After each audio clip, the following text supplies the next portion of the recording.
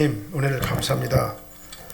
저희들을 연약하고 부족한 것밖에 없지만 불러주셔서 하나님의 자녀 삼아 주시옵시고 아버지 하나님을 아버지라 부를 수 있도록 저희들의 신분을 변화시켜 주심을 감사드립니다. 이제 우리가 천국 가족이 되어서 아버지 하나님께 영광 올려드리오니 이 시간도 영광 받아 주시옵시고 아버지 하나님의 크신 은혜와 감동 가운데 저희들을 인도하여 주시옵소서. 예수님 이름으로 축복하며 기도합나이다. 아멘. 우리 다 인사하시겠습니다. 오직 예수님밖에 없습니다. 다시 한번 하겠습니다. 오직 예수님밖에 없습니다. 아멘. 예수님께서는요, 육신을 입고 이 땅에 오신 성자 하나님이세요. 완전한 하나님이신 예수님께서 완전한 인간의 몸으로 이 땅에 오셨습니다. 그 오신 이유는 뭐냐면 자기 백성을 그들에 대해서 구원하시기 위해서 이 땅에 오셨어요.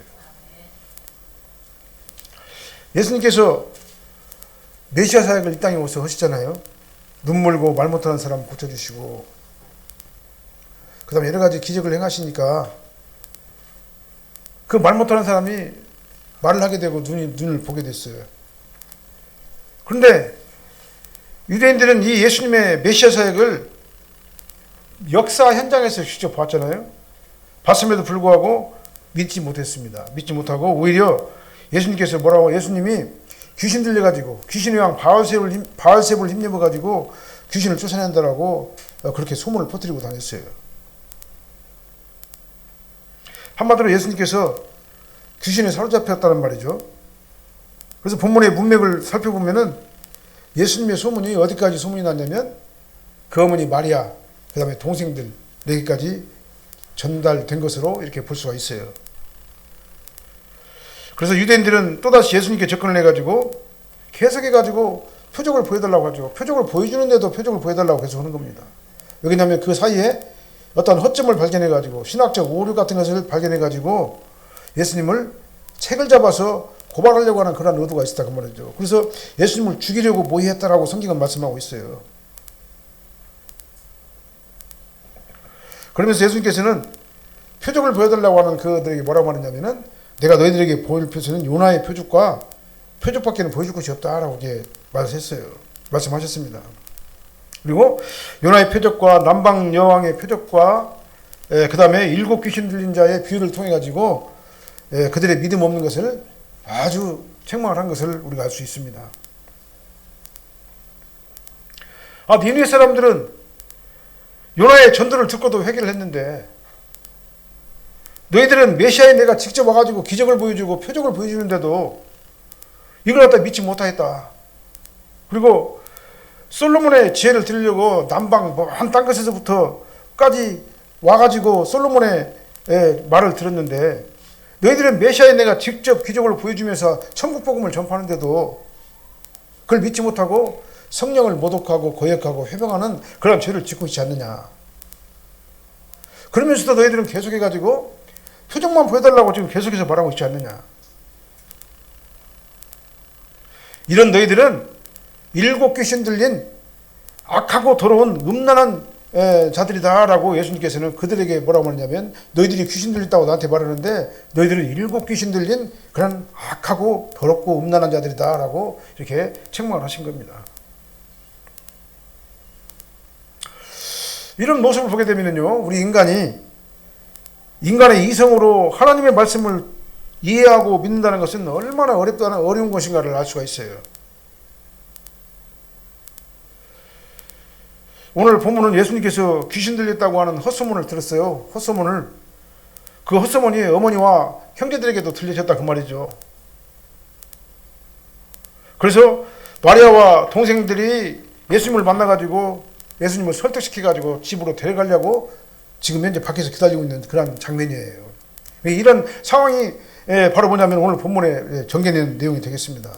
그래서 예수님의 동생들이, 어머니와 동생들이 밖에서 예수님을 만나라, 예수님께 말하려고 기다리고 있다고 하는 그 이유가 뭐냐면 예수님께서 귀신 들렸다고 하는 그 소문을 듣고 예수님을 데리고 가려고 그렇게 하십니다 그 말이죠. 예수님께서는 거기서 뭐라고 말했냐면 진정한 예수님의 형제와 자매는 하나님 말씀대로 행하고 따르는 구원받은 천국 백성들이 진정한 예수님의 가족이다라는 것을 거기서 말씀하신 겁니다.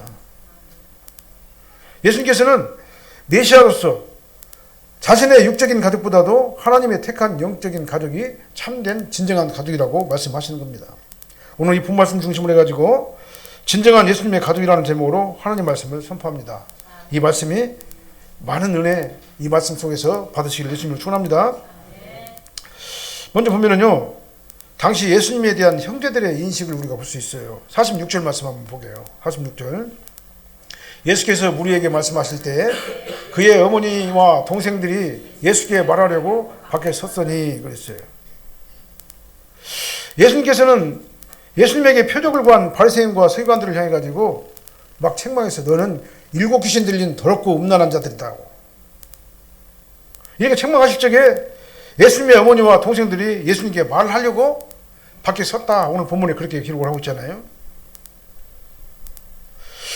예수님한테 뭐 꼭 할 말이 있어가지고 지금 현재 거기까지 달려온 거예요. 평상시 같으면 안 왔을 텐데 지금 상황이 예수님한테 무슨 말을 하지 않으면 안 될 그런 상황이기 때문에 그 많은 인파 가운데서도 예수님을 기다리고 있는 그 모습을 볼 수 있어요. 아마 그들이 예수님께 말하려고 한 것은 예수님이 귀신 들렸다고 하는 그 헛소문, 이 사실을 예수님께 말하고 데려가려고 이렇게 찾아온 것으로 이렇게 볼 수 있다 그 말이죠. 이 원어를 보면은요, 이 문장에 이두라고 하는 그 감탄사가 나와요. 볼지어다라는 감탄사가 나옵니다. 주의를 집중해가지고 이 전개되는 상황을 보라 그 말이죠. 보라, 예수님께서 무리에게 말씀하실 때 예수님의 육신의 어머니 마리아와 동생들이 찾아온 것을 보라 그 말이에요. 그러니까 이 정혼한 요셉과 마리아는 동정녀 마리아를 통해 요셉과 마리아는 예수님을 낳잖아요. 동정녀 마리아를 통해 가지고 정혼하고 동침하기 전에 예수님을 낳고 결혼 후에 정상적인 부부관계를 통해 가지고 동생들 여럿을 낳은 것을 볼 수가 있어요. 그리고 예수님께서는 분명히 육신의 부모와 육신의 자녀들이 있는 것을 알 수 있습니다. 근데 캐톨릭에서는 뭐라고 말하냐면 예수님의 평생 동정녀석을 갖다 주장을 해요. 그래서 평생 처녀로 지내면서 예수님의 육신의 동생이 없었다라고 말을 하는데 성경은 분명히 예수님의 동생이 있어요. 야고보도 예수님의 동생이잖아요. 야고보 사도도. 이런 주장은 잘못된 주장인 것입니다. 우리는 그대로 성경 그대로를 갖다 말씀을 전해야지 성경에서 아닌 것 같으면 빼버리고 긴 것 같으면 넣고 또 추가하고 성경 말씀에서 더 추가하거나 더 빼면 안 되는 거예요. 성경 말씀 그대로 우리가 전달을 해야 되는 겁니다. 마리아와 동생들은 예수님에게 말을 걸기 위해서 많이 기다렸어요. 백같에서 많이 기다렸어요. 이 상황을 보니까 많이 기다렸던 것 같아요. 왜냐하면 거기는 엄청나게 많은 사람들이 있었기 때문에요. 기다리면서 굉장히 애탔을 거예요. 마음적으로 마음고생이 많았을 겁니다. 마리아와 동생들은 예수님께서 종교 지도자들과 싸우는 게 정말 굉장히 불안했을 거예요. 지금으로 말하면 우리나라 대통령과 싸우는 사람들이 있잖아요. 많이 있잖아요. 그러니까 종교 지도자들과 대립하는 그 예수님의 모습을 보고 얼마나 불안했겠는가. 왜냐하면 종교 지도자들은요, 유대 사회에서는 기득권층이에요. 종교 지도자들에게 걸려 들어가가지고 종교 재판에 나가가지고 사형을 당해도 법적으로 하자가 없어요. 그리고 그냥 화형시키고 사람을 죽이는 것이 아주 그냥 빈번하게 일어난 시절이 바로 그때 그 시절이었다 그 말이에요. 그래서 이런 그 종교 지도자들에게 일단 걸려들게 되면은 정죄를 당하게 되고 상당한 고초와 박해를 받게 될 것이 뻔한 것이기 때문에 예수님의 형제들, 동생들이 이렇게 예수님을 찾으려고 나온 것은 어떻게 보면은 지극히 당연한 일이라고 볼 수 있는 겁니다. 그래서 어떻게든지 간에 예수님을 중단시키고 예수님을 집으로 데려가려고 했을 것이다 그 말이죠. 왜 그러냐면 성경은 요한복음 7장 5절 말씀 한번 보게요. 이제 이는 그가 그 형제들까지도 예수를 믿지 아니함이라 그랬잖아요. 그들은 가족이라도 예수님의 사역 초기 때는요, 예수님을 그리스도라고 믿지 않았어요. 예수님께서 그리스도일 리가 없다라고 그들도 그렇게 생각을 했다 그 말입니다.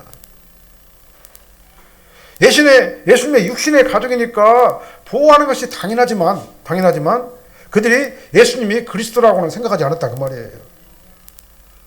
그래서 종교 지도자들이 예수님이 귀신 들렸다고 말하니까 소문을 퍼뜨리니까 그 사실을 갖다 그대로 믿었던 것으로 봐요. 지금 현재요.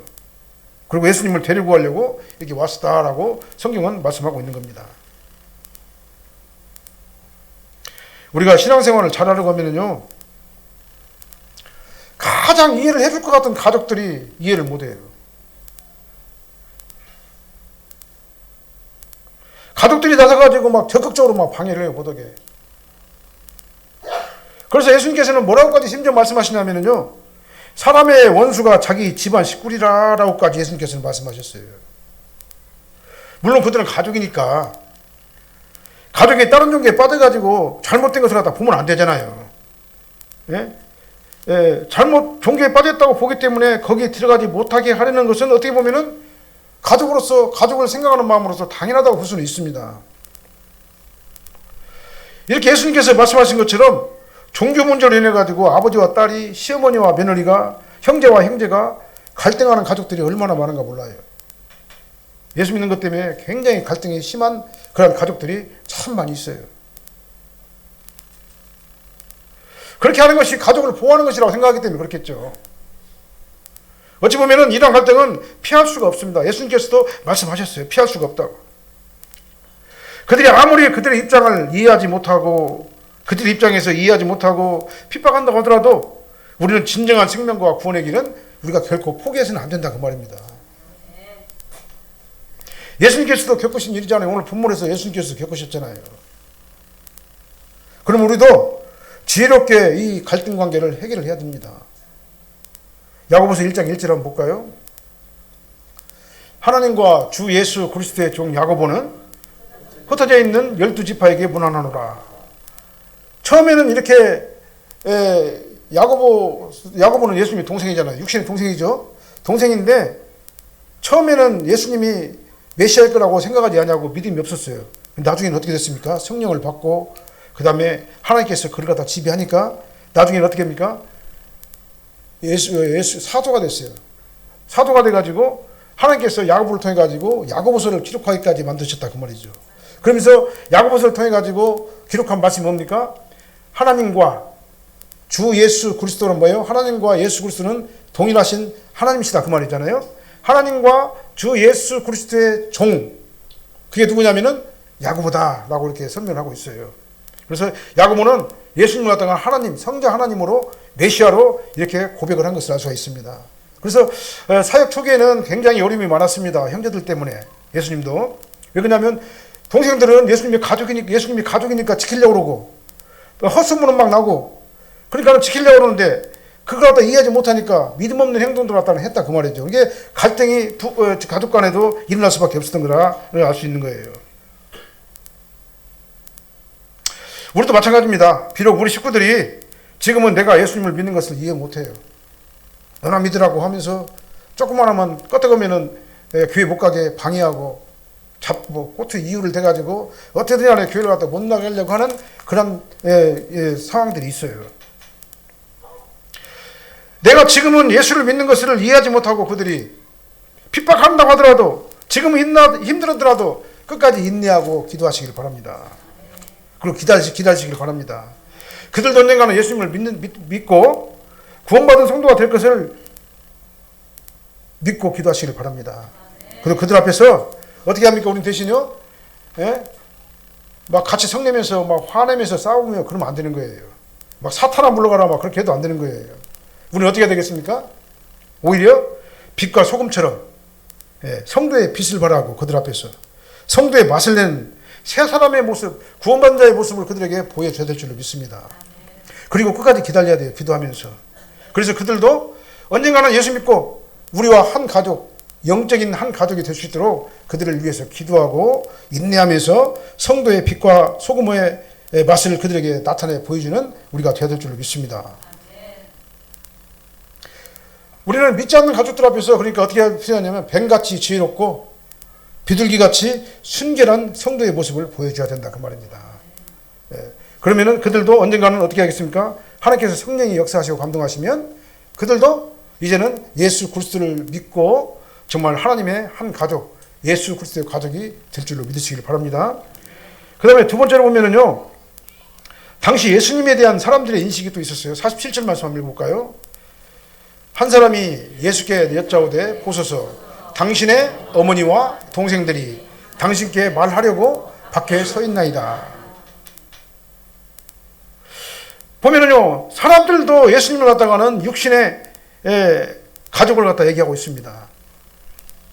왜냐하면 예수님이 태어난 그 탄생 배경이 있잖아요. 갈릴리 아주 낮고 천한 갈릴리 마을에서 그 목수의 아들로 태어나가지고 목수의 일을 갖다 도와주면서 아주 낮고 천한 그런 환경에서 그들과 똑같이 자랐다 그 말이에요.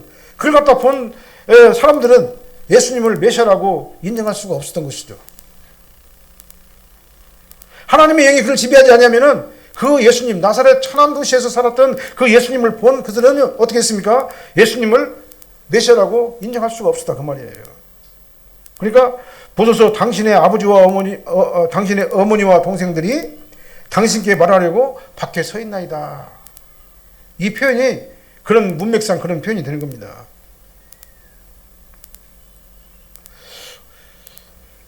이렇게 예수님의 모친 마리아와 동생들이 아직까지는 예수님을 메시아로 인정하지 않았습니다. 근데 사람들도 마찬가지로 예수님을 메시아일 리가 없다라고 그렇게 단정을 하는 것을 볼 수가 있습니다.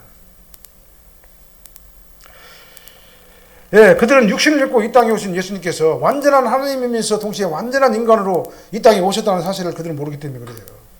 완전한 하나님이 왜 완전한 인간으로 이 땅에 오셨습니까?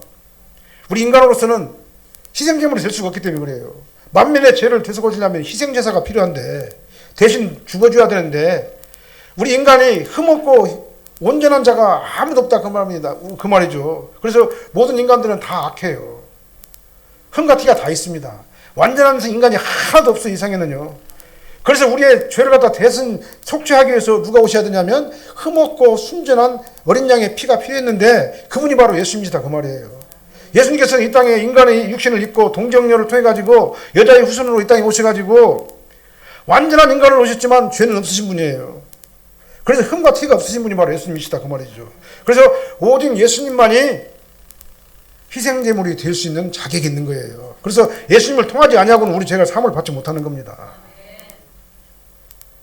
그들은 그 사실을 모르는 거예요. 예수님께서 왜 인간으로 오셔야 되는 것인가를. 성경을 보면은요, 예수님의 신성과 인성에 대해서 아주 여러 군데서 말씀하십니다. 먼저 구약 성경은요, 예수 그리스도께서에 대해서 뭐라고 말씀하시냐면 하나님께서 너는 내 아들이다 라고 말씀하셔요. 시편 2편 7절이에요. 그 다음에 전등하신 하나님이다 라고 예수님을 말씀하셔요. 그 다음에 영존하시는 아버지라, 그 다음에 평강의 왕이다. 예수님에 대해서 이렇게 구약에서는 예언을 하고 있습니다. 그리고 또 심지어는 어떻게 말하면요, 이스라엘을 다스릴 자 그의 근본은 태초의 상고에 계시니라 라고까지 주장을 하고 있어요. 창세 전부터 계신 분이 바로 하나님이신 예수님이다라고 성경은 예언을 하고 있어요. 말씀을 하고 계셔요. 신약 성경에서도 구약 성경을 인용해 가지고 예수님이 뭐라고 말씀하십니까? 내가 바로 그니라. 예수님도 자신의 신성을 직접 말씀하셨어요. 나는 하늘에서 내려온 자다라고 말씀하셨습니다.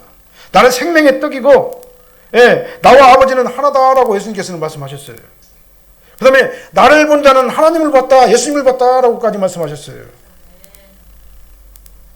그리고 예수님께서는 뭐라고 말씀하셨냐면 아버지께서 일하시니 나도 이제 일한다라고까지 말씀하셨습니다. 그리고 결정적으로는 뭡니까? 요한복음 10장 4절 5절 말씀에 창세전에 내가 아버지와 함께 가졌던 영화로서 지금도 아버지와 함께 나를 영화롭게 하옵소서. 예수님께서 자기 자신이 바로 성자 하나님이라는 사실을 분명하게 성경을 통해서 말씀해 주신 거예요. 우리가요, 제한된 우리 인간의 이성을 가지고 성경을 보게 되면은요, 예수님이 누구냐면은 그냥 갈릴리 천한 지역에서 목수 아들로 태어나가지고 목수의 일을 돕던 그냥 평범한 그런 그 아주 비천한 출신의 그런 사람이라고밖에 볼 수 없는 거예요.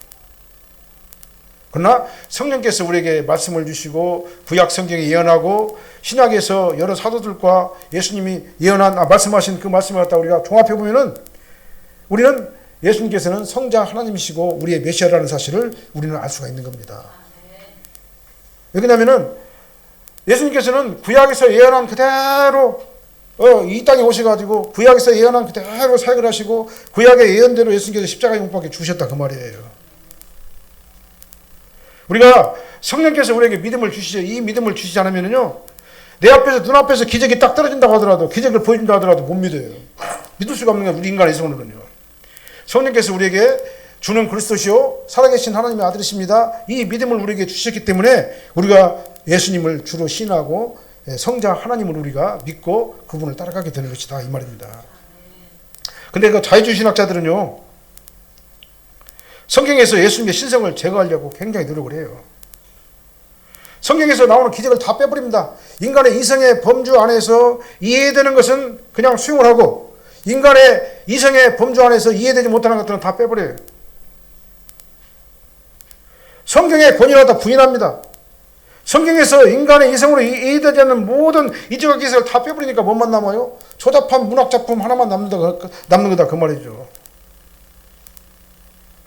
그러다 보니까 자유주의 신학자들은 성경에서 예수 그리스도의 신성을 제거하고 인성만을 주장하게 되니까, 그러니까 그 결과 어떻게 됩니까? 예수님을 갖다가 그냥 단지 위대한 도덕적 스승,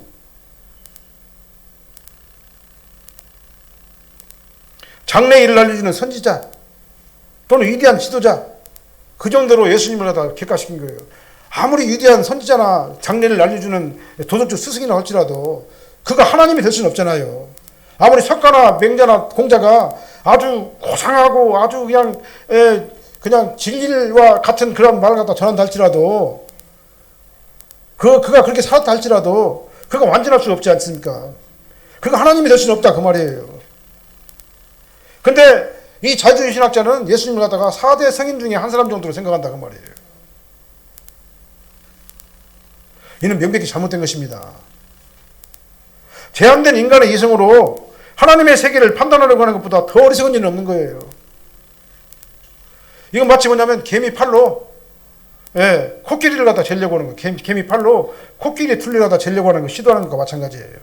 그 다음에 우물 안에 개구리가 우물에 하늘이 동그라니까 하늘은 그냥 동그랗다라고 생각하는 거예요. 우물 밖의 세계를 다 알 수가 없는 겁니다. 우물 안에 있는 세계가 다 전체인 걸로 알고 있어요. 우리도 마찬가지입니다. 죽음 이후의 세계는요, 우리가 알 수가 없어요. 상상에 맡기면 안 되는 거예요. 어디서 죽음 이후의 세계를 찾아야 됩니까? 하나님의 말씀인 성경 진리 안에서 죽음 이후의 세계를 우리가 찾아야 된다 그 말이에요. 우리 성경 말씀을 믿지 못하고 정말 우리가 생각하는 그 이 세상의 전부인 것을 우리가 착각하면 안 된다 그 말입니다. 그래서 그들은 성경에서 하나님을 볼 수 없기 때문에 이들에게는 뭐가 있습니까? 무서운 심판이 따르게 될 것이다 그 말이에요.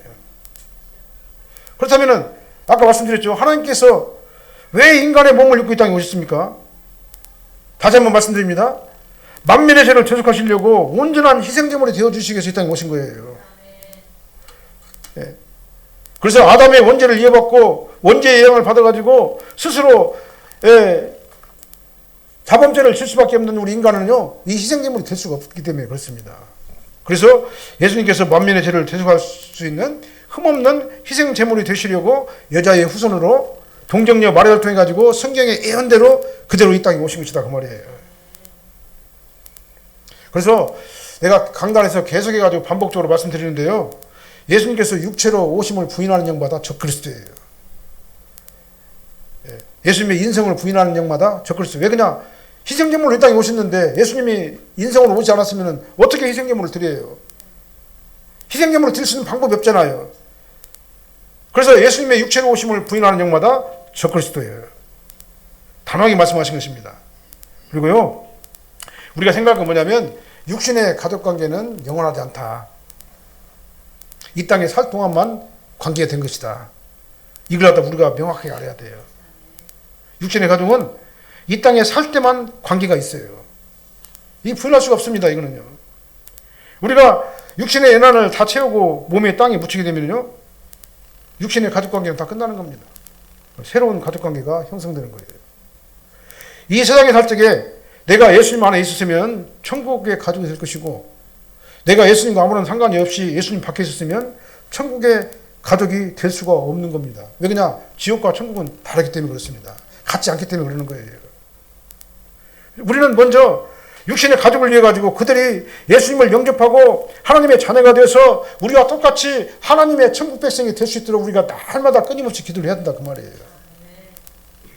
그래서 그들도 예수님을 그리스도로 영접하고 변화받아서 영원한 천국에 함께 갈 수 있도록 우리 어떻게 합니까? 끝까지 성도의 모습을 그들에게 보여주면서 인내하면서 기도하면서 그들이 예수를 믿을 수 있도록 우리는 그들을 인도해야 된다 그 말입니다.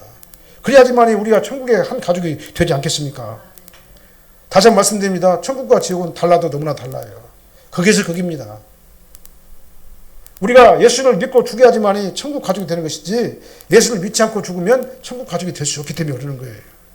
그래서 여러분들도요. 가족 가운데서 그리스도를 믿지 않냐고 예수 밖에 있는 자들을요. 끝까지 위해서 기도하시길 바랍니다. 그래서 예수의 영이 그들을 지배할 수 있도록 성령을 부어달라고 그들을 위해서 기도하시길 바랍니다. 그래서 그들도 예수 믿고 구원받게 해달라고 전적으로 기도하시기를 예수님으로 축원합니다. 그 다음에 세 번째로는요. 예수님께서 말씀하신 천국의 가족관계를 우리에게 말씀하셨어요.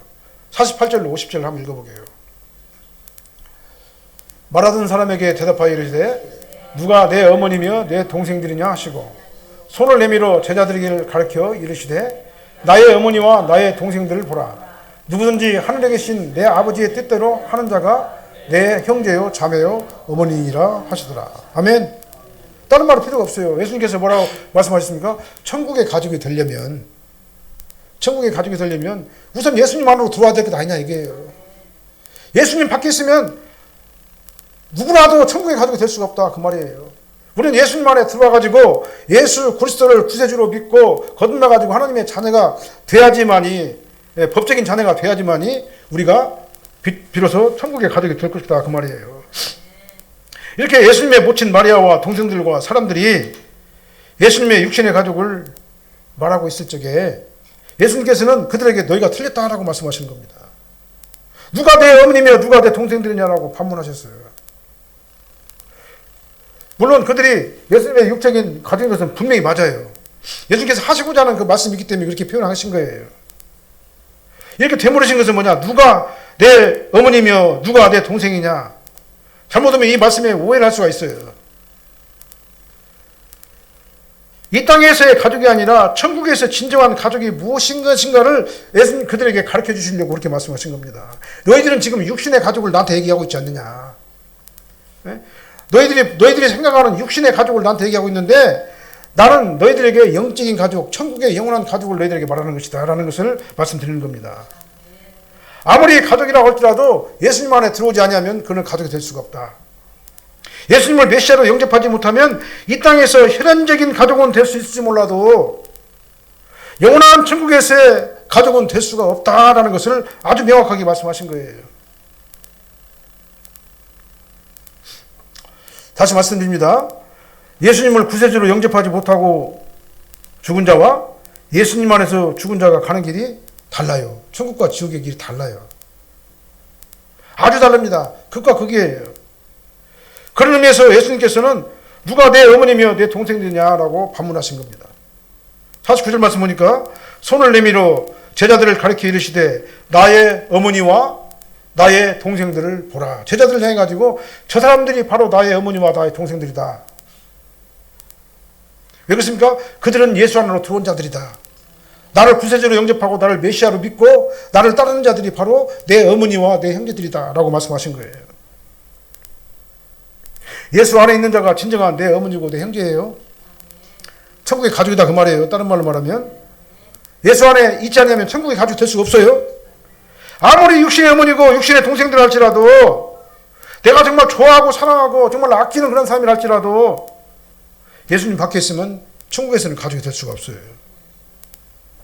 그러니까 우리는 그들 위해서 어떻게 합니까? 천국의 가족이 될 수 있도록 끊임없이 기도하고 끊임없이 위해서 그를 위해 가지고 말씀을 전하는 천국 복음을 전하는 우리 가족들이 되어야 될 줄로 믿습니다.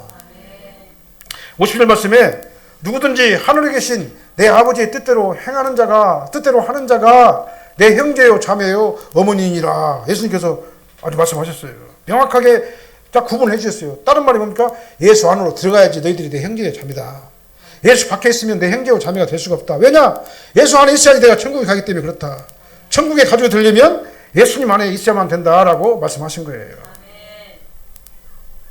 누구든지 하늘에 계신 내 아버지 뜻대로 행하는 자가 바로 내 형제요 자매요 어머니니라. 어디서요? 천국에서. 그렇다면은 어떻게 하는 것이 아버지 뜻대로 행하는 것인가에 대한 답이 명확하게 잘해졌잖아요. 어떻게 하는 것이 아버지 뜻대로 행하는 것인가? 뭐 다른 말 필요가 없습니다. 예수 안으로 들어와야 돼요. 그것이 가장 기본적인 행함이에요. 예수님을 그리스도로 믿는 믿음 안에서 내가 거듭나야 된다 그 말입니다. 예수님께서 이 땅에 오신 목적이 바로 나를 죄와 사망 가운데서 건지시려고 오셨잖아요. 하나님의 자녀가 되게 하시려고 천국 가족이 되게 하시려고 나를 갖다 부르셨잖아요. 그래서 예수님께서 비아의 신분으로 이 땅에 오신 것이다 그 말이죠. 그리고 우리는 원래는 예수님 안으로 들어와야 되고, 두 번째로는 성경 말씀을 전적으로 하나님 말씀을 믿어야 돼요. 그리고 따라야 됩니다. 그리고 내 말로서 고백을 해야 돼요. 주여 믿습니다. 이 말씀이 하나님 말씀입니다. 나는 이 말씀대로 행하고 이 말씀대로 믿고 따르기로 나는 결정했습니다. 나에게 성령의 감동을 주셔가지고 이 말씀이 믿어지게 하심을 감사드립니다. 나로 말미암아 예수 그리스도 은혜 가운데 거하게 하심을 감사드립니다. 그래서요, 내 속사람, 내 인격이요, 내 다음 주에 이제 그 설교를 할 겁니다. 내 인격, 지식과 감정과 의지가 예수님 안에서 예수님을 믿어야 된다 그 말이에요. 예수님의 뜻대로 행하는 자는 뭐냐? 내 지식과 감정과 의지가 인격적으로 예수님을 갖다 진정으로 인정하고 성경 말씀의 진리로 믿고 성령의 감동을 받아가지고 내가 인격적으로 하나님을 믿어야 된다 그 말이에요. 그냥 지식적으로만 믿으면 안 돼요. 감정적으로만 믿으면 안 돼요. 그냥 의지적으로 내가 인간의 의지를 통해 가지고 내 의지로 한번 믿어보겠다라고 해도 안 돼요. 내 인격이 진짜로 예수님을 갖다 주로 믿어야 돼요. 내 인격이 내 지식과 감정과 의지가 내 안에서 진정으로 주님을 구세주로 믿고 따라가야 된다 그 말이죠. 이 믿음이 나를 지배를 해야 된다 그 말이에요. 이것이 바로 하나님 아버지 뜻대로 행하는 거예요. 아버지 뜻대로 하는 자가 내 형제요 자매요 어머니라고 말씀하셨잖아요. 예수님을 인격적으로 믿고 의지하고 따라가는 자. 이것은 뭐예요? 아까 말씀드린 대로 감정에 치우쳐도 안 되고, 내 의지, 인간의 의지에 치우쳐도 안 되고, 그 다음에 성경 어떤 지식에 의해 가지고 내가 한번 믿어봐야겠다라고 말해도 안 되는 거예요. 지식과 감정과 의지가 진짜로 예수님을 믿어야 돼요. 그리스도를 믿어야 된다 그 말이죠. 계시록 3장 27 말씀 볼까요? 볼지어다 내가 문 밖에서 두드리노니 누구든지 내 음성을 듣고 문을 열면 내가 그에게로 들어가 그와 더불어 먹고 그는 나와 더불어 먹으리라. 이게 바로 천국의 가족이에요. 예수님 안에 들어가 가지고 예수님과 함께 먹고 마시는 자가 천국의 가족이에요. 그렇게 되시기를 예수님으로 축원합니다. 우리가 예수님과 한 형제가 들리면은요, 그냥 형식적으로는 안 돼요. 진짜 인격적으로 내 마음의 문을 활짝 열고 예수님을 갖다가 구세주로 영접을 해야 돼요. 예수님께서는 지금도 우리의 마음을 갖다가 계속 두드리고 계십니다. 내 마음이 예수님을 배척하면은요, 예수님께서 나와 더불어 영적인 음식을 먹고 마실 수가 없어요. 불가능한 겁니다. 내가 예수님과 함께 동행하고 예수님을 따라가려면요, 정말 예수님을 인격적으로 믿고 예수님의 말씀을 따라가야지만, 예수님 안에 확 들어가야지만이, 그래야지만 예수께서 뭐라고 합니까? 보라, 내 형제요, 내 어머니요, 내 자매니라. 예수님께서 이렇게 말씀하시는 거예요. 저와 여러분들도요, 예수님의 진정한 형제 자매가 다 되시기를 바랍니다. 천국 가족들이 다 되시기를 바랍니다. 그리고 여러분들의 가족들 역시도 천국의 가족이 될 수 있도록 여러분들이 기도하시기를 바랍니다. 저와 여러 성도님들은 예수님께서 우리를 향하여 보라, 내 형제요 자매니라. 이렇게 오직 예수님 안에서 한 가족이 다 되시기를 예수님으로 축원합니다. 이게 바로 영적인 가족인 거예요. 그래서 저와 여러분들의 가족 관계는 영적인 가족 관계, 천국에서의 한 가족이라고 이렇게 말씀을 드리는 거예요. 그렇게 되시기를 예수님으로 축원합니다. 그래서 이제는 천국의 신권자답게 성령께서 공급하시는 그 은혜를 마음껏 받아 누리시길 바랍니다. 이 땅에서 천국을 누리며 사시길 바랍니다. 그래서 우리는 예수님을 믿되 인격적으로 믿으시길 바랍니다. 내 심령이 진정으로 예수님을 받아들이는 거룩하고 존귀한 자들이 되시기를 예수님으로 축원합니다. 기도하겠습니다. 사랑하는 하나님 감사합니다. 예수 그리스도 안에 내가 있게 하심을 감사드립니다. 예수님을 구세주로 인격적으로 믿고 고백하게 하심을 감사드립니다. 이제 예수님을 인격적으로 믿고 고백함으로 말미암아 나를 천국의 시민, 천국의 가족으로 삼아주심을 감사를 드립니다. 이제 아버지 하나님, 이제 우리 가족들에게도 아버지 하나님의 말씀을 선포하게 도와주십시고 그들에게 천국 시민의 모습을 보이게 하셔서 아버지 그들도 예수 믿고 구원받아 하나님의 한 가족이 될 수 있도록 인도하여 주시옵소서. 저희들은 너무나도 부족하고 연약한 것밖에 없습니다. 아버지 하나님께서 도와주시고 축복해 주셔서 이러한 일들이 나와 내 가족들에게 임하게 도와주십시고 하늘문을 열어주셔서 은혜의 담비가 내려나도록 인도하여 주시옵소서. 예수님 이름으로 축복하며 기도합나이다.